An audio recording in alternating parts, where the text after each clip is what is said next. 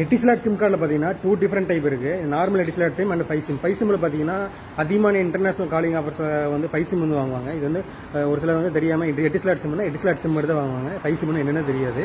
ஆனால் இது வந்து 5 சிம்மில் வந்து இந்த மாதிரி ஆஃபர் கொடுத்துட்ருக்காங்க. இதில் 5 சிம் யூஸ் பண்ணுற ஒருத்தர் பார்த்தீங்கன்னா per day 1 GB data 30 days பார்த்தீங்கன்னா 20 கிராமுக்கு ரீசார்ஜ் பண்ணிக்கிறாரு. ரீசார்ஜ் பண்ண உடனே 10 கிராம் வந்து கேஷ்பேக்காக கொடுத்துட்டாங்க. கால்குலேட் பண்ணி பார்த்தீங்கன்னா 10 கிராமுக்கு தான் அவர் வந்து பர் டே 1 GB டேட்டா 30 டேஸ்க்கு வந்து கொடுத்துருக்காங்க. 5 சிம்மில் வந்து இந்த ஆஃபர் இருக்குது. 10 டேஸ் வந்து கேஷ்பேக் வந்துடும்.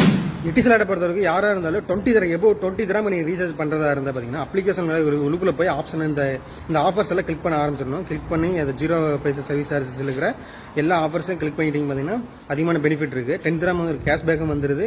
Plus 20 gram 1 GB per day calculation படி பார்த்தீங்கன்னா 10 கிராம் தான் 1 GB பர் டே 30 டேஸுக்கு அவர் ரீசார்ஜ் பண்ணிக்கிறாரு. 10 கிராம்ஸ் வந்து கேஷ்பேக்காக வந்துருச்சு.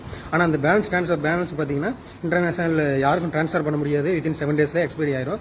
ஆனால் ஒரு குறைவான பெனிஃபிட் தான் இருந்தாலும் நல்ல ஆஃபர் கொடுக்குறாங்க.